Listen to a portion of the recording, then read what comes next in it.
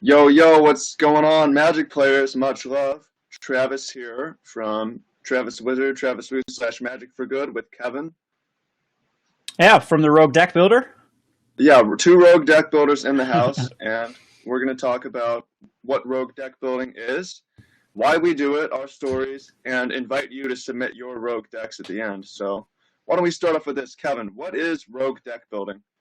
I think Rogue Deck Building is taking an out of the box look at the metagame and trying to attack it from a different angle. We all know about net Mm-hmm. decks. Net decking is where people take a tier one list, something that's just won a Grand Prix or Pro Tour, Mm-hmm. and playing that exact copy at at a tournament. Rogue Deck Mm-hmm. Building is doing the exact opposite. It's coming up with a Mm-hmm. fresh new deck. In my experience, how I use Rogue Deck Building is specifically to attack the net decks. So I'm trying to look for a new angle, a new I opportunity see. that hasn't been found. Uh-huh. So let me ask you this. I'm going to ask a meta question. For me,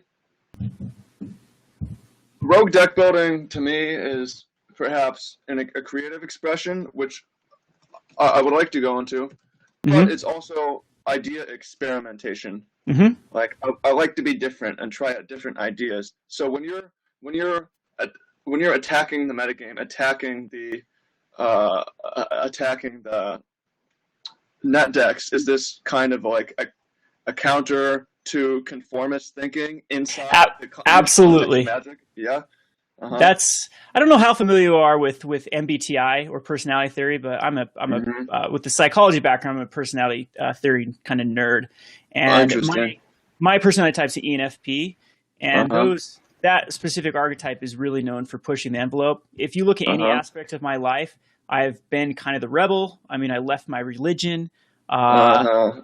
let's Not see. easy to do. Even when I was a swim coach, for example, this past one, I was looking for like new Mm-hmm. techniques that haven't Uh been huh. found out. Like, can we do a turn differently? It's just Uh in huh. my DNA makeup to try to push the envelope. I totally get that, and that's not at all surprising. It's like you have this guy who's doing totally crazy different things in Magic.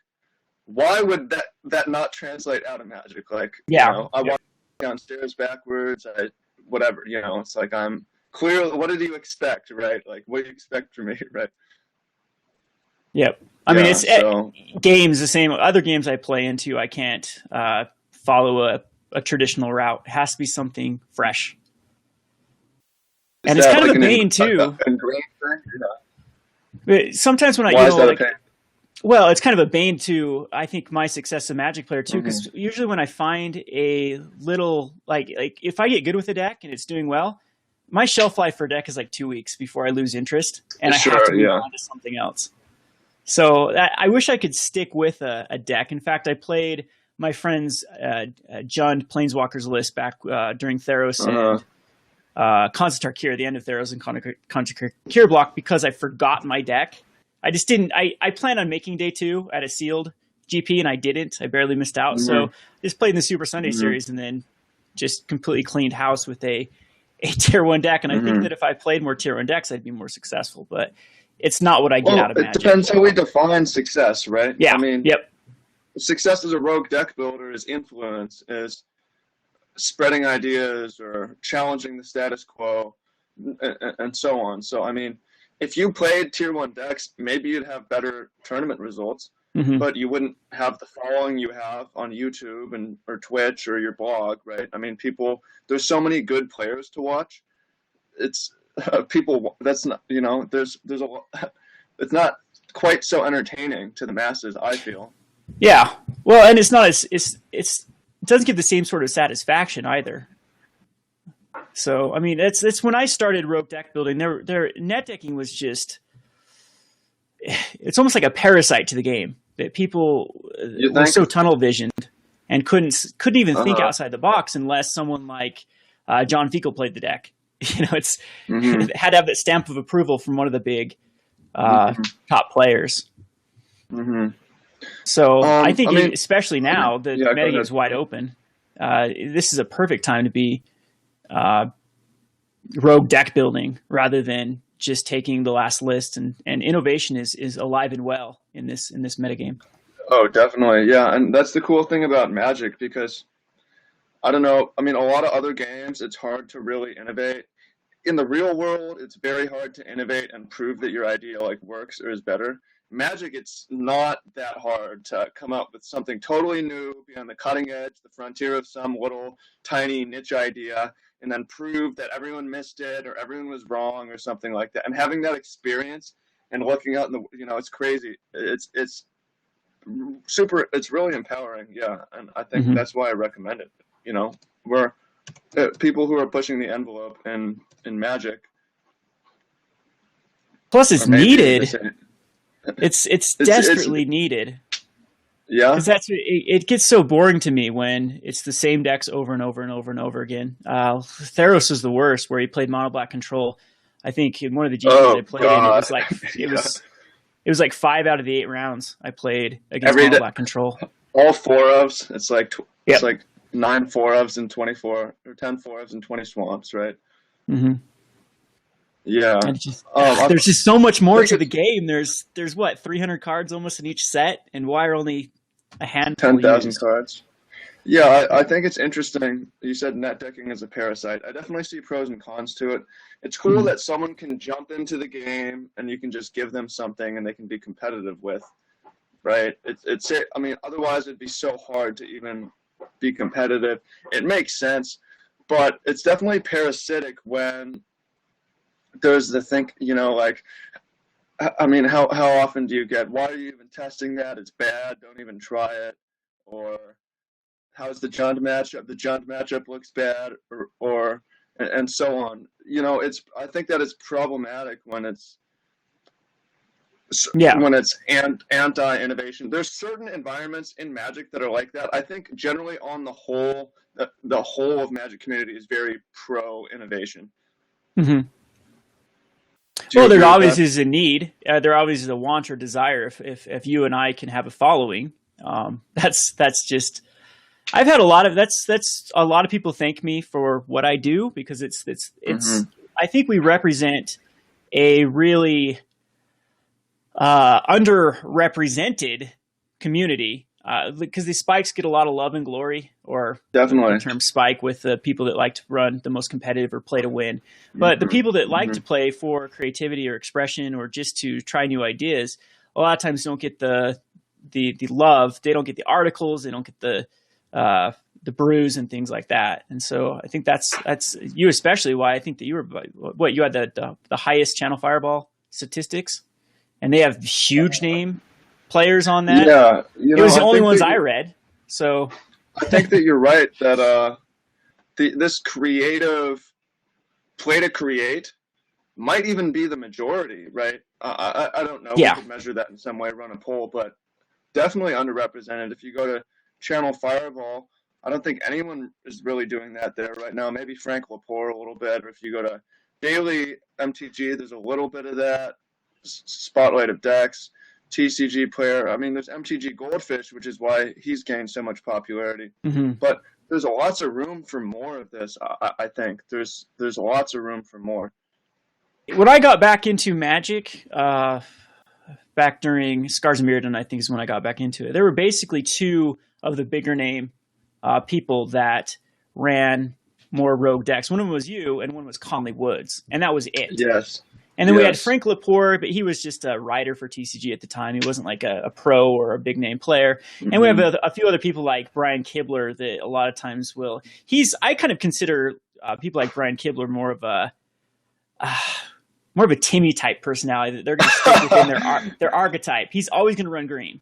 And that's kind of how Craig Wesco is too. Yeah, and so they have their own little pet decks that they play in. But it was literally Travis Wu and Conley Woods, and that's who I had to look up to. And so that's when I decided to start a channel, is to really, okay, maybe I can be a voice. And I didn't expect to go very far, but there obviously was a need. There obviously was a following. Yeah, man. Otherwise, I still wouldn't be here.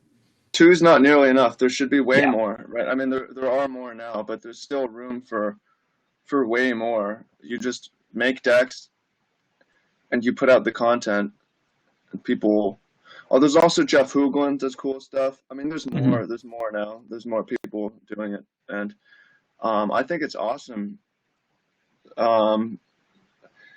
Yeah, I mean, there should be whole websites for it that have more traffic than all the other sites, perhaps. Yeah. I mean, I think that's what Goldfish is trying to do, maybe what you're trying to do with Rogue Deck Building. Yeah. That was my goal when I started Rogue Deck Builders, just to find more like-minded people. So I'm hoping for a larger community. I'm not the best person to really run a community, but yeah, what MTG Goldfish has done, I think what he's done is phenomenal. At least for whenever he makes a deck, I'll see it on either MTGO or at my local game store, even though it's not even a solidified tier 1 deck. Like that Brain in the Jar deck hasn't put up any sort of finishes at a tournament, and it's still not why people are playing, right? People are not playing. The Spike, I would like to run a poll and see. Maybe they have this data on Wizards, but it seems like only a minority is really play to win. Most people are, oh, sweet deck, I want to play this, you know? Yeah, but it's the louder majority or minority that I think has been controlling kind of the Magic cultural scene forever. That's a lot of things that I do on my channel. I get in trouble sometimes for the videos I post, but I kind of like to push against that and I understand and be like, do we have to worship Ephro? Because sure, I'm not anti-Ephro, by the way, but well, I mean, we're seeing. I won't get into it then. We're seeing this rise. I mean, Tolarian Community College, not a Rogue Deck Builder, but he's the most popular Magic channel, right? And that says people are not. Channel Fireball is not the most popular, right? Star City Games is not the most popular. People like Skits or whatever. We see MTG Headquarters is one of the other biggest channels right now with 130,000 subs. Very casual, right? It's the masses are looking for this alternative outlet. Yeah, looking for someone to represent them. Yeah, and we've seen it happen on YouTube, not on these established sites. Yeah. Well, I think what Tolarian Community College was able to establish was it was a game changer, because he's making it in the Magic world. Oh yeah. Where a lot of after this he's whole making it in real life. Yeah, yeah. And after the whole pros, when they lost their it got rescinded, but when they lost their platinum status, that was the end of them, and they had no way to not losing the status, the perks of the platinum status. They had to find, they had no way of actually doing this full time without that. And I think that's, I don't know. I kind of smile at that. I know the majority of the community was very against what Wizards did there, but it's just for so long though. I think the community's just been so rubbed the wrong way by the spike scene and the pro scene, where I definitely agree with that. All of the glory has always been on it. 100% agreement. Sorry, I feel like I've talked over you a couple times. No, it's fine. Viewers, I have a problem with that. I'm working on that. Maybe I'm assertive in conversation. Hey, I'm the same way. Yeah, you mentioned that spikes have this voice, and there's maybe some good if they get screwed. Whatever. I'm not gonna say I'm not into morally right and wrong on this issue, but we talked about how you've got 50 people emailing you a week or messaging you. We got people tweeting at the pros, hey, can you look at my deck? What do you think of this? What do you think of this? And I've been there, whereas the pro, I'm like, I don't have time to look at all this. Shit, man, like, stop bugging me, right? So go away, right? Or offer something, whatever. And the pros are losing their sponsorship or whatever. They're not doing a good job in the community on that front. So what I do now, I send them to a group where people will help them, or I escalate to a phone call and offer services to help them, right? I mean, and some people are like, oh, it's just trying to make a buck or sale or whatever. It's like, there's an opportunity here. People want this. So many people are sending in lists. And for these pros, if they lose, like, oh my God, I'm out $10,000. Just every time someone tweets you, why don't you call them and try to help them, right? I mean, that I'm not against pros making money. I'd like it if they made way more. I'd like it if 10,000 was nothing to them, really. Like certain other esports, it would be cool. But I mean, there's this opportunity of helping in the community that the pros are not necessarily doing a good job on, I feel. Yeah, a lot of them they don't have the personality for it, though. I mean, it does take the competitive nature of some people is very focused, and it's not very extroverted for some of them. It's a lot more introverted. But yeah, I wish that there would be I wish I had more time to look at people's deck lists, and I don't have enough time to play my own brews, let alone look at other people's brews. That's where I feel bad when I get all the emails, and a lot of them even the majority of them just don't even go answered. And so one of these days I'll get time. Yeah, well, at least you're not saying your deck list's bad and you should feel bad. Oh yeah. Publicly over tweet shaming people. Which yeah, well, that was kind of my experience as a newer player too. When I brought a rogue deck, I mean that's how the rogue deck builder, the name, I never even heard of the term because I've been around in Magic for a long time. I started in Revised, but I've had huge breaks, and Magic was never my love. StarCraft was my love. Dota was my love. Cool. Magic just kind of was an accident. that how I finally. Now Magic, I would say, is the game I spend the most time. Now that I own a local game store, of course. That's even Is this more your of my origin time. story? Oh, we can do my origin story, yeah. So, I mean, Sure, I just started when I got back into Magic. I was in a very, very bad place, and so I got back into Magic for the social aspect to it. And you're right, the spike shaming was just disgusting. It was despicable when I'd bring a deck, even at Friday Night Magic, and I'd get these spikes just ragging on me. The worst is when a spike loses to you. Because then it's the slamming their chairs. Your deck is terrible. How many times I've heard on MT Joke, have fun going 1-4 because I win the first round against a spike deck, and I'm obviously I just knocked out their hopes with my crappy deck, but now I'm going to lose to the next 4 people, and it's just wasted everyone's time and their money. And then the biggest how I got with the Rogue Deck Builder is it was I don't know, they still do grinders to get buys at a GP. It was my very first GP I'd ever been to. GP Salt Lake, I think it'd be Mirrored and Besieged or New Phyrexia was the set that just came out, and it was standard. And I had this crazy idea that if I could get Chancellor of the Tangle out on revealed on the first turn and get 2 mana dorks, that then I could do a turn 2 hero Bladehold. And at the time, there was the tier deck, which was like over 50% of the metagame at the time. This is right before Delver got big. Was this Slagstorm, Primeval Titan, Inkmoth Nexus. I mean, turn 2 hero Bladehold, GG noob. They can't Slagstorm it. They absolutely cannot Slagstorm hero Bladehold. So they had no answer to the hero Bladehold. And I'd won my first match, and then second match, this guy was he first of all he sits down and brags to me about all his accomplishments. About first he traveled to all the GPs, so he said he already had 2 buys, but he just wanted that last buy, type thing. So he was playing in a grinder because at the time you could get 3 buys, and it happened. Basically the magical Christmas land scenario happened. First turn, I reveal a Chancellor of the Tangle and get 2 mana dorks and go hero Bladehold. And then so sideboard happens and he's on the play this time, and same thing. I reveal it and he Slagstorms 2 bird away, but it ends up, not being enough, and I overcome him with the hero Bladehold. And oh man, the rage. He looks at me and he slams in his chair and kind of throws his cards in a pile and picks them up and just kind of yells at me, have fun losing your next down with your rogue deck. And the way that it just kind of rolled off his tongue, rogue deck, that was right then I knew I was going to repeat that process in every spike that I met from then on out. Yeah. And I ended up winning that grinder because he told me, oh, thanks for wasting my $25 and your $25. You're not going to win this. I ended up winning and getting my 3 buys. And then doing terrible at the GP, but I still went 6-3, but close to making day 2. But then the very next day, I end up top 16ing my very first Star City Open, and I think there was 320 people with my little rogue brew. So that just gives you the confidence, right? Oh yeah, it was the game changer for me. It gives you confidence in life too, because everyone who's ever told you your idea is stupid or wrong, or there's only one way to do things or think, right? That has been my experience, yeah.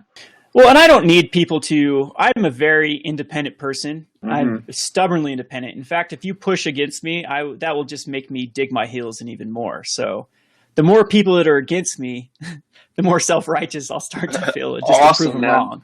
I feel that. You said something interesting about spikes jamming you and so on. I've done a little bit of that, very little. I've definitely like inadvertently over Twitter and Twitch, you're gonna shame some people, right? It's just Hmm. there's too much on the internet to not like be on the wrong side of things some of the times. And perhaps I shamed Spikes or whatever. But you know what's really, really interesting, especially on my tenure on Channel Fireball, of how much I was shamed from Spikes. People calling my decks bad, saying Travis Fu has never done anything, and it's like what have you done? I've played in 6 Pro Tours. I've top 8 2 Grand Prix with rogue strategies.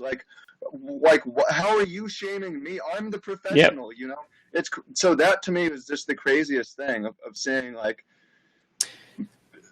amateurs shaming a professional for being a noob. It's like what? This is totally backwards. What's happening, right? Well, I ended up banning a word on YouTube. So if you say it on my channel, your comment gets deleted, Mm-hmm. and that's the word misplay. Oh, It's nice. another one I can't stand. Misplay is not a decision. That's my biggest pet peeve Yeah, with it's the true. shaming. Yeah, Like I made a decision. majority of my comments, Yeah. oh, that misplay on turn number 2. No, that was a decision. I had to make a decision. And that was, I mean, there's plenty of times I misplayed. People that don't understand Sure. trying to commentate and play at the same time, they're in for I mean, that's what I tell them. Start your own channel.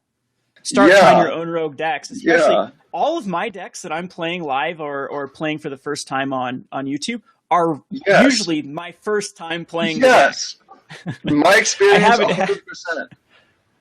so It's of like, course I'm going to make mistakes. yeah.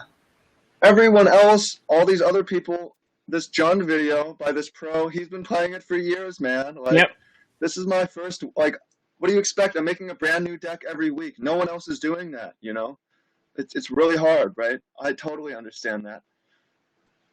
So yeah, the internet shaming, it does get ridiculous, but I'm glad I have a thick skin for it. Like I get upset sometimes. I'll take like a day off because I'll get sick of all the flaming. But then I like you have to remember, what have they accomplished? What is this no name on that's hiding behind an avatar on YouTube?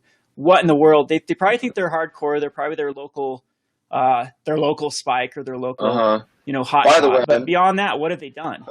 we're stirring this shit up right now. Yeah, I know. Definitely. But yeah, since I started my YouTube 6 months ago, I've had very, very little of that. I've been careful, but I mean, yeah, you do need to be careful about who you take advice from in life and in anything, right? Like, if you're ahead of me at anything, I'll even pay you to tell me. But like, if you haven't done it, why should I listen to you, right? And this isn't. I'm telling you as well. If I give you advice on what's something I don't know anything, singing, like, I'm not going to go critique people on singing, right? Don't listen to me. Tell me, ask me what I've done. Like, I've done nothing, okay, right? Mm-hmm. You know, I think that's important. What do you think Yep. about that? Well, yeah. Again, you have to have a pedigree before you can kind of throw down with ideas and whatnot. But I mean, for the most part, though, the vast majority of the comments and emails and have been positive, and that's just kept me going. But it does get very upsetting at times with the obnoxious. I think that environment has a lot to do with that. So, I mean, if you're writing for a Spike site, it's going to have a different kind of vibe, different kinds of people, right? If you are building your own community on YouTube or Facebook, it's not people are not like, there's just fewer trolls because they're not there for the other content on the site, right? And just stopping buyers to flame. Or also, I mean, what I've noticed is by nature, Twitch and Twitter are a little bit more, people are a little bit more aggressive. Twitter, because it's pretty easy to pile on or just type something real mean and quick from either side. Or Twitch has this, immediately gets on the screen, like you can moderate, but it's already up. What I've found is like YouTube is like nice because it's delayed and the moderation tools are there. So thoughts on that? I haven't used. I had a very small run with Twitch. Twitter, I think I only have like 800 followers on Twitter. I've never been much of a Twitter person.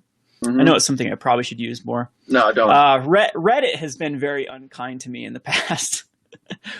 So that's another can of worms there. But I feel had a lot of supporters though on Reddit.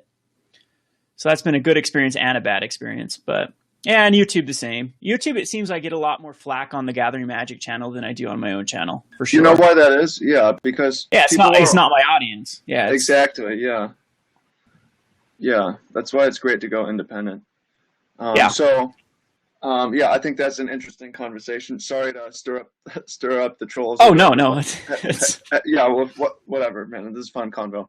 So, what would you say that there's someone who wants to get into rogue deck building? But they haven't really built much yet. What would you say to them? Well, it takes experience. It's tinkering with things. Like a lot of the progressions of some of my decks that have been successful started off as the most awful piles that I think one of the lists that I first got well known for was an Aristocrats decks way before Aristocrat was. It was LSV actually spotlighted a deck that I made on the mothership that used Snapcaster Mage, and it used Alchemist guy, the sack to draw a card, and Blood Artist. So at the time, it was just a Immortal Servitude that tried to bring back a bunch of 2-drops, and it was before the time that these rally decks became popular. But if people could see how that deck started, it was terrible. So do not be afraid of your failures. Failures lead to success. There's so many times I'll be playing like, wow, well, this deck was a horrible experiment, and then I'm like, well, what if I just take that card out and replace that and do this, this step, and then sometimes that ends up to a successful brew. So learn from your mistakes, learn from your failures. There's always silver lining. I would agree. That's my biggest advice. Do not get discouraged. The first draft of something is not the final draft, right? There should be a revision process, an iteration of testing. So, I mean, you can start with something that's more or less dog shit, but then turn it into gold. So yeah, I think that's good advice. I would also say, as we mentioned, it helps to have thick skin, but not too thick, because some of the feedback you'll get is good. Oh yeah, but be careful where the feedback comes from.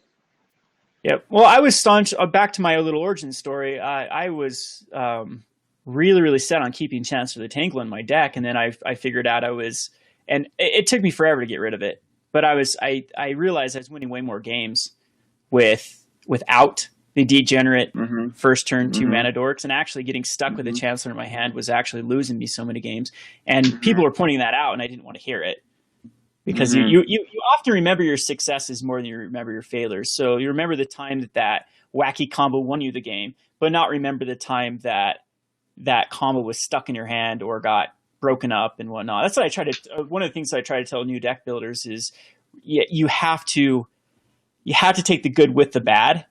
Especially when drafting, people are like, well, that card is so good. Like, I'll pass up a card in a draft. I'm like, why'd you pass it up? It can be I won with this card this time one time. Like, well, how many times did that 5-drop stay stuck in your hand when all you needed was a 2-drop to win the game?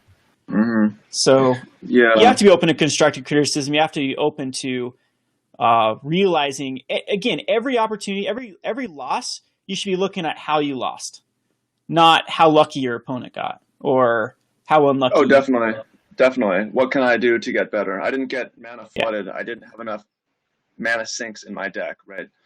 How can I make my costs more flexible? Game day. I just wanted to I was bashing my head against the wall because we had this humans player playing humans, and he was complaining because he had 9 lands on the field, and just I'm mana flooded. I'm so mana flooded. And I was playing Seasons Past Control, and I had 21 lands. It was like 5 lands in a row. I was just shaking my head. I'm like, you're not flooded, bro. Actually, it's turn 40. Yeah, turn 20. You should have 9 lands on the field. Or he's complaining about getting stuck on 2 lands in one game with gas after gas after gas after gas. I'm like, this is exactly what your deck wants to be doing. It doesn't want to see that third land. I mean, it's a cast always watching, possibly. But, yeah. So you mentioned you gotta be open to constructive criticism, etc. I have another tip on this. If you're going for, like, we need feedback, right? But if we're getting random feedback, people need to understand what our mission is from a deck, right? So if you're going for feedback, if you're posting lists, get it down to 1 or 2 tweets of what the deck is about, right? Because if people are telling you, cut that card, cut that card, cut that card, and it's like, that is actually the inspiration for this deck, I wouldn't otherwise even be playing the deck. And right, I mean, make that clear. So, right, I'm testing this deck for this reason. These are the cards that I'm married to, and I'm married to them for this reason.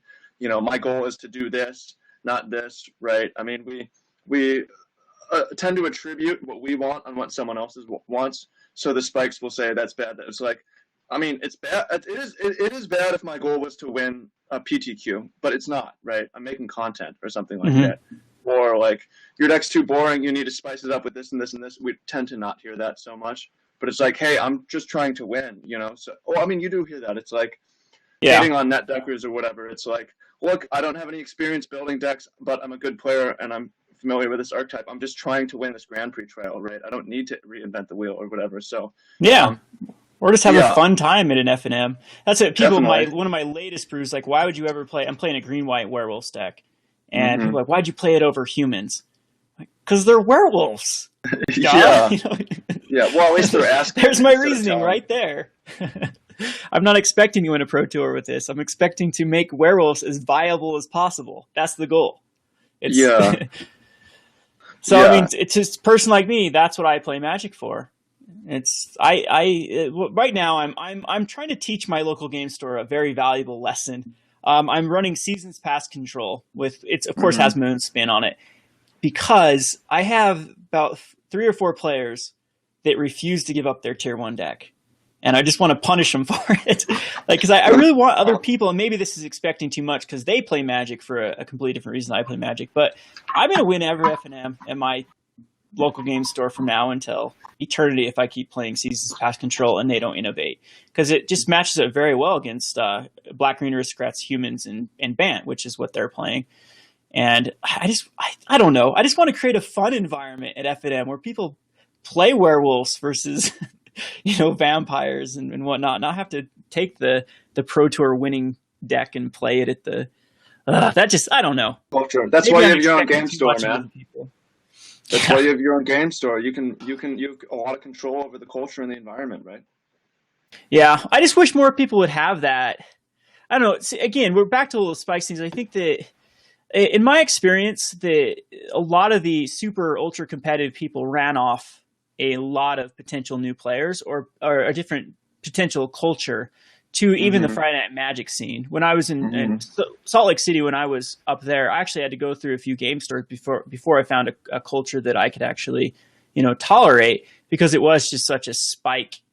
Is infested the right word to use, or is that too? Yeah, I got messages from people. I've heard stories from people where they just get fucking trashed verbally for being new. Like, like what? Yep. And that mentality, the spike mentality, just pushes so many people away. I've probably done that to some people. There was a time when anyone who suggested Vexing Devil was like, dumb idea, that card sucks, right? Yeah. Hey, we agree on that card. Because there are so many, a lot of my fans love that card. They're like, what do you think about Vexing Devil? I'm like, anything that gives your opponent the option. I hate those. Yeah, but sometimes that can be good. Anyways, I think that I need to get running. This is an awesome discussion. It was high energy, You saw, I think, the best and the worst of both of us, I hope. Yeah. 3-dimensional people. And we would love to do this again and go ahead and look at a few deck lists together and see what you can kind of see the brewing process or whatever. So why don't you post your list below, and hopefully in a week's time we meet again, and is that cool with you, Kevin? Yeah, that's definitely good. I'd love to, even bring on some other like-minded brewers. Definitely. And yeah, I think we each have a link to the other's channel. So go ahead and go and subscribe over there. You got anything else? No, it sounds good to me. I enjoyed this. All right. Yeah, I love you guys. Thank you so much. And See you soon.